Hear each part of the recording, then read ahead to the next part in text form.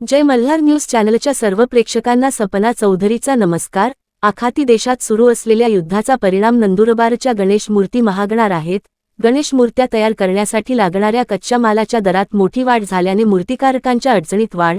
लोखंड 53 वरून 65 रुपये किलो झाला। रंगांच्याही किमतीत वाढ। फायबर आणि इंधन महागल्याने उत्पादन खर्च वाढला आहे।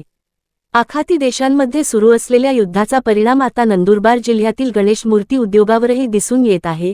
गणेश मूर्ती तयार करण्यासाठी लागणाऱ्या फायबर, रंग, लोखंड आणि इंधनाच्या दरात मोठी वाढ झाल्याने मूर्तींच्या किंमती वाढण्याची शक्यता आहे। विशेषतः लोखंडाच्या दरात 53 रुपयांवरून 65 रुपये किलोपर्यंत वाढ झाली असून रंगांच्या किमतीतही मोठी वाढ झाली आहे। त्यामुळे मूर्ती तयार करणाऱ्या मूर्तिकारांच्या खर्चाचा ताण वाढला आहे। नंदुरबार जिल्ह्यातील सुमारे 25 कारखान्यांमध्ये शेकडो मूर्ती तयार केल्या जातात। त्यापैकी काही मूर्ती विदेशातही निर्यात केल्या जातात। मात्र वाहतूक व्यवस्थेवर परिणाम झाल्याने निर्यातही अडचणीत आली आहे। युद्धाची परिस्थिती अशीच राहिल्यास याचा थेट परिणाम गणेश भक्त आणि मंडळांवर होण्याची शक्यता असून यंदा गणेश मूर्ती महाग होणार असे चित्र स्पष्ट होत आहे। सपना चौधरी, जय मल्हार न्यूज, नंदुरबार।